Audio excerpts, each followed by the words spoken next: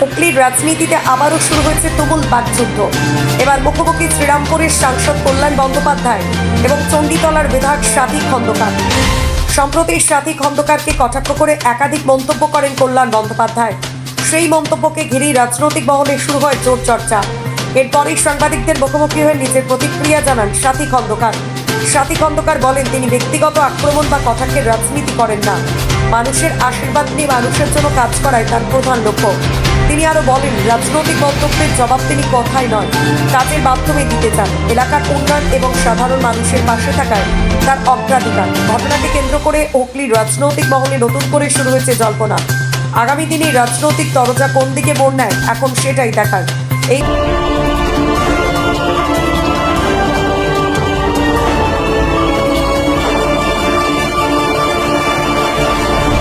আমি চণ্ডীতলার বিধায়ক সাথী খন্দকার। আমি মমতা বন্দ্যোপাধ্যায়ের আদর্শে আমি দীক্ষিত এবং মমতা বন্দ্যোপাধ্যায়ের ঘাসের ওপর জোড়াফুল চিহ্নে প্রতীকে আমি দাঁড়িয়ে আমি চণ্ডীতলা বিধানসভা আমি জয়লাভ করি এবং আমি মমতা বন্দ্যোপাধ্যায়ের সঙ্গেই আমি আছি। আজকে 21শে জুলাই নিয়ে আমাদের সাংগঠনিক একটা তপন মজুমদার আমাদের সভাপতি হয়েছে, উনি মিটিং ডেকেছিলেন খুচরোয়। তা সেখানে আমাকেও ফোন করা হয়েছিল, কিন্তু আমার পা ভাঙা, আমি যেতে পারিনি। উনি যা পারলেন তাই বললেন। আকবর আলী খন্দকারের জন্য টিকিট পেয়েছি, ওর কি অকাদ আছে। আমার বাবা কংগ্রেসে আমলে তিনি ছিলেন কাউন্সিলর, আমার পরিবার কংগ্রেসের পরিবার। তাই আমি রাজনীতি বুঝি, আমি বুঝি না এমন কথা নয়। আমি রাজনীতিক ঘরানা থেকে আমি আকবর আলী খন্দকার আমাকে বিয়ে করেছিল। আজকে উনি কি করে বলেন যে সাথী খন্দকার বেইমানি করেছে। আজকে ওনার সন্তান যারা দিদির পয়সা খেতে পেত না, দিদির পয়সায় খেতে পেয়েছে, মানুষ হয়েছে, সেটা দিদি বলুক, ওনাকে বলতে হবে না। আর উনি দলকে কত ব্ল্যাকমেল করেছে উনি নিজে জানেন না।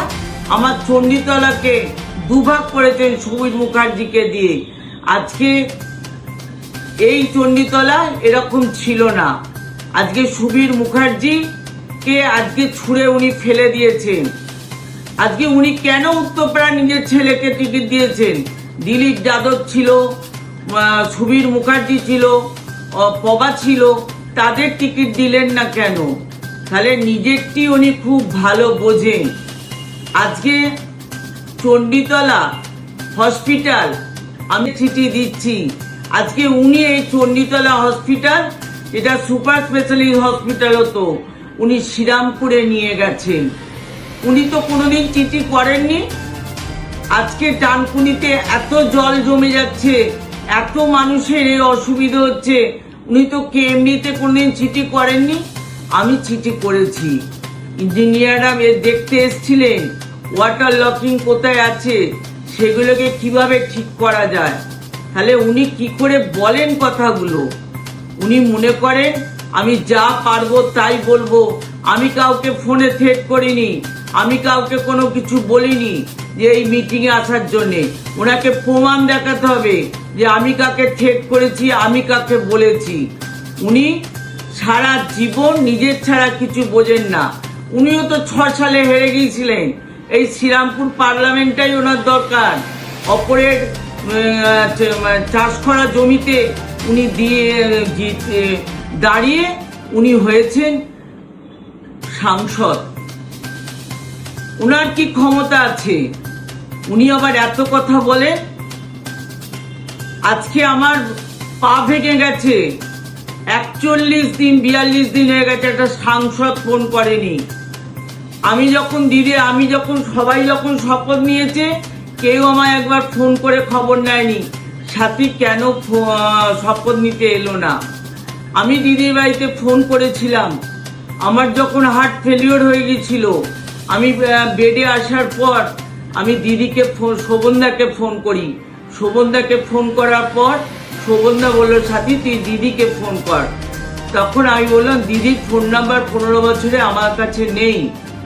আজকে উনি কি করে বলেন? আমি ফোন করেছিলাম দিদির ল্যান্ড ফোনে, তখন সুভাষিস বাবু বলে কে একজন ফোন ধরেছিলেন, ধরে বলেন আপনি ফোন করুন শোভনদেব চট্টোপাধ্যায়কে। আমি বলেছিলাম আমি শোভনদেবদাকে ফোন করেছি, আপনি এই কথাটা বলবেন যে আমি আকবরের বউ, আকবর অনেক পুরনো দিদিকে, যে আমি শপথ নিতে পারিনি, আমার পাটা ভেঙে গেছে। উনি বললেন আমিও পুরনো, বলে ফোনটাকে ধপাং করে কেটে দিলেন। তাহলে আমার প্রতি কি অন্যায় অবিচার হয়েছে? 21-এ আমার ছেলেকে কিভাবে কল্যাণ বন্দ্যোপাধ্যায় যাতা কথা বলেছে, উনি কোনোদিন ছাড়েননি, যা পারেন তাই বলেন। ওনার যে রাইট হ্যান্ড পাপ্পু, উনি কেন 5তলা হোটেলে গিয়ে মিটিং করতে গেলেন? তাকে কিছু বললেন না উনি? আজকে আমাকে বলছে ঢুকতে দেবো না। আমার বিধানসভায় আমি ঢুকবো কি না ঢুকবো ওনাকে কৈফিয়ত দেবো নাকি?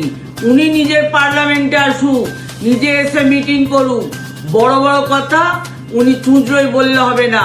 আর ওনার জন্যে সব থেকে এই এমপি গুলো চলে গেছে, ওনার এই রকম একটা অন্যায় কথাবার্তার জন্য। আজকে এমপি গুলো নেই কেন, চলে গেলেন কেন? উনি আজকে সব এমএলএদের এইভাবেই তাড়াতে চাইছেন। উনি আগে নিজে ঠিক হন, তারপরে সবাই বিচার করবে। তাদের জন্য প্রমাণ করে দিতে হবে না তারা মমতা বন্দ্যোপাধ্যায়ের আসল সৈনিক। তারা তৃণমূলের সৈনিক, তৃণমূল, মমতা বন্দ্যোপাধ্যায় আর ছোড়া ফুল, এর বাইরে পৃথিবীতে তাদের কিছু নেই বলে তারা প্রমাণ করে দিয়েছে। কারো কোনো জোরের কাছে নয়, কোনো লোভের কাছে মাথা নত করে নয়, যারা সত্যিকারের সব তৃণমূল কংগ্রেস কর্মী আজ তারা এখানে এসে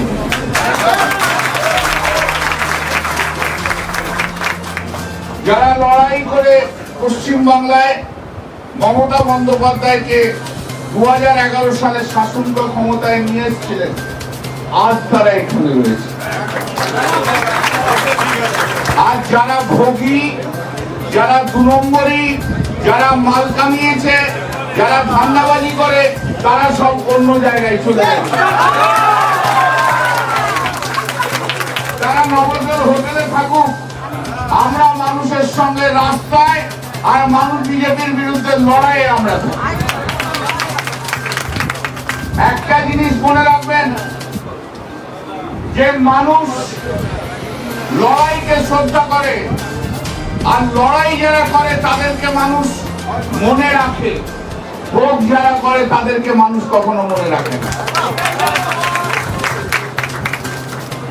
এখানে তপন আছে, প্রিয়াঙ্কা আছে, অসীমা আছে, আরো অনেক কাউন্সিলর বৃন্দ রয়েছে, সবাই রয়েছেন।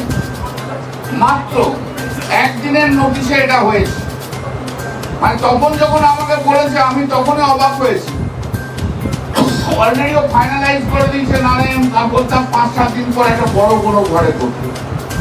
আর কাল সন্ধ্যে থেকে আমি শ্রীরামপুরের বেশ কয়েকজন আমার পার্লামেন্টে, উত্তরপাড়া বলুন, শ্রীরামপুর বলুন, আমাদের চণ্ডীতলা বলুন, এদের সবাইকে রিসরাতে বলুন, আমি যতটা পেরেছি খবর দিয়েছি। কিন্তু